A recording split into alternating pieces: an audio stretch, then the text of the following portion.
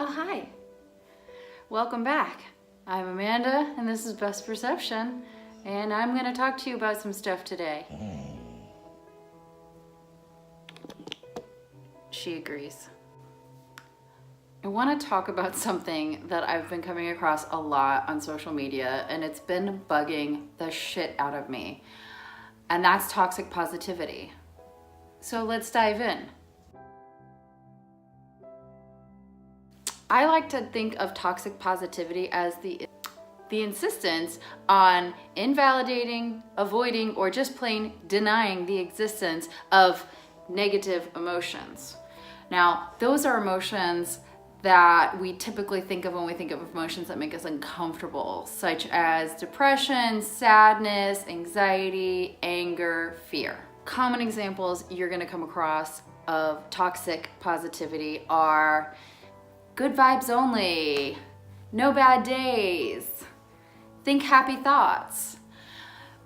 You'll often see this circled around in kind of a motivational poster type post on social media, whether it's Instagram or Facebook. I'm not on Twitter, so I can't really speak to that forum, but feel free to let me know if you're seeing it on Twitter as well. Sometimes toxic positivity will use already existing phrases that we hear a lot of the time that actually genuinely can be helpful, such as "this too shall pass" or "see the good in everything." The problem is, without further discussion on the complexity or the depth of what the reader is feeling, these comments tend to just tell the reader to get over it or silver lining the situation. So what's the big deal about toxic positivity? Why is it such a thing worth discussing? I want to start by saying that I don't think the people that are engaging in toxic positivity are trying to be harmful. I think their genuine wish is to help people and to be positive in a world of people being negative. The problem is that although they mean well, the method that they're using comes off as tone deaf and actually is pretty self-interested when we look at why.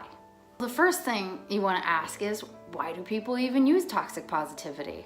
Well, the first thing I would think of as helping people is actually pretty hard. You have to do 3 extremely difficult things in order to genuinely help someone. You have to hold space for the problem, which means that whether it's grief or trauma or anxiety or depression, you have to make a space where that gets its time on the stage. Secondly, you have to find that feeling inside of yourself so you can inhabit that space with them. So that means you have to access your capacity to feel sad, to feel anxious, or to feel traumatized in order to sit there with that individual in that space that you've created. And then lastly, because people are wonderful individual little snowflakes, it all happens on our time frame. So just because I would like someone to be over with a problem already does not mean that I'm entitled to rush the process. So I have to be patient and let people come around to their conclusions on their own time. Oftentimes, people using toxic positivity, although they want to help, want to do so on their own time frame, and they would like you to get over with it so that they can go on feeling better. And additionally, they don't want to acknowledge those feelings inside of themselves. Therefore, they would like you to just let go of them and deny their existence inside of you as well.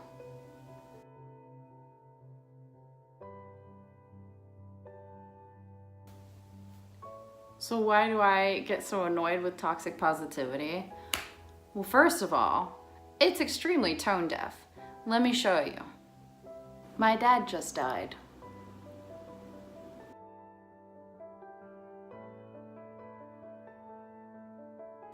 I just lost my job and I can't pay rent.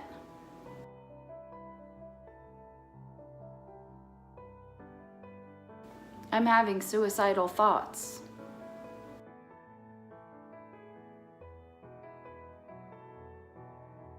So aside from when we really look at what you're saying to somebody, it looking absolutely asinine as far as advice goes, beyond just looking absolutely stupid, it can actually be really harmful. And let me explain to you how.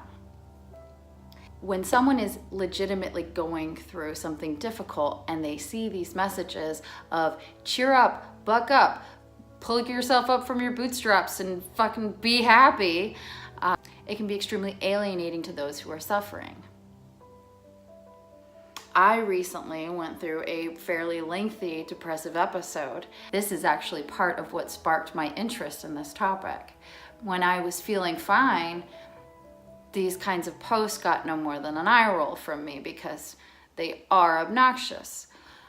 However, as I started to feel worse and worse for longer and longer, I started to feel really resentful and angry and bitter when I see people post about positive vibes only and fucking rainbows and unicorns and, never have a... So much so that eventually I had to withdraw from being online almost altogether because these posts were causing me so much frustration and hurt. Now, I'm a therapist. I happen to have a large cachet of coping skills, and in this time of depression, I was using as many as I could, and no matter how many gratitude lists I wrote, how many times I reframed something to a positive outlook, and how many times I looked at the silver lining and tried to find a different way of perceiving my situation, I couldn't change my mood.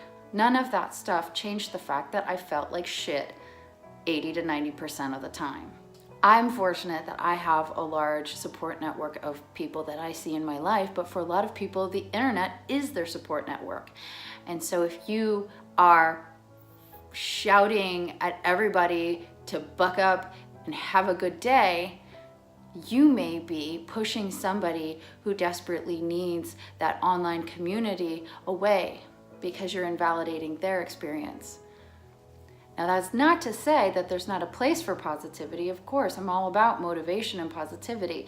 But if you intend to skip over the difficulty of difficult emotions, then positivity is merely an act. So to someone who does not understand, or who may not know the nuance between actual positive motivational posts and toxic positivity, they may believe that because they can't snap out of it, there may be something actually wrong with them.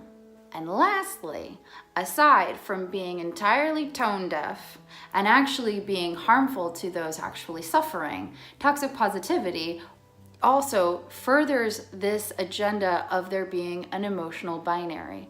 That means that emotions are sorted into categories of either good or bad.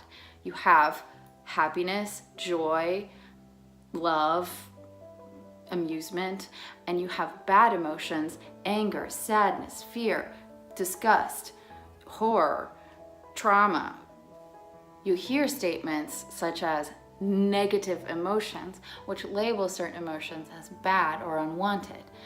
Oftentimes we use this to describe emotions like anxiety, sadness, and anger. But folks, I'm here to tell you, there is no such thing as a negative emotion. All emotions serve a purpose. We have the ability and capability to feel all the spectrum of emotions for a reason. And to qualify certain emotions as negative and imply that we should not feel them actually robs us of the ability to fully process what goes on within us and to achieve the maximum amount of growth possible from those experiences. And the expectation that one should always be positive, happy, joyous is unrealistic at best and harmful at worst, because pretty much the only way to do that is to either lie or medicate. And this propagates an expectation that we should never feel bad or uncomfortable, which actually fuels a lot of people's negative behaviors because that's what they do in the face of trying to avoid feeling bad. So I guess what I'm trying to say is not all positivity is toxic positivity, but if you are doing toxic positivity, you should definitely rethink your methods. I'm certainly not against people posting motivational and inspirational type stuff on their social media. I know I do it from time to time too, but it's important to look at the full picture. Do I allow room for reality? Do I allow room for people's diverse experience, especially when it differs from my own? Or do I just blanketly sweep over and try to make everything a rosy picture and expect others to be able to do the same? That's where it goes from being an actual desire to help the world and be a positive force to just self-interested facade manufacturing. And you happen to relate to some of what I'm saying, or you happen to notice yourself in some of what I'm saying, I'm not here to accuse, I'm not here to bash you, but I am here to ask you to think a little bit more about where that's coming from. All I ask is that maybe think about where your post might be coming from before you tell the rest of us to just suck it up and put on a smile. And that's all she wrote for today. Tell me what your thoughts are in the comments below on toxic positivity, if you've encountered it, what it looked like, and how you dealt with it. If you like this video, please feel free to give it a nice thumbs up, and if you haven't already and you'd like to, please subscribe to this channel. You can follow me on social media. And lastly, if you would like for me to be your therapist and you live in the California state, you can go to my website, thebestperception.com, listed in the comments below, and you can fill out a contact form. Okay, thanks, bye!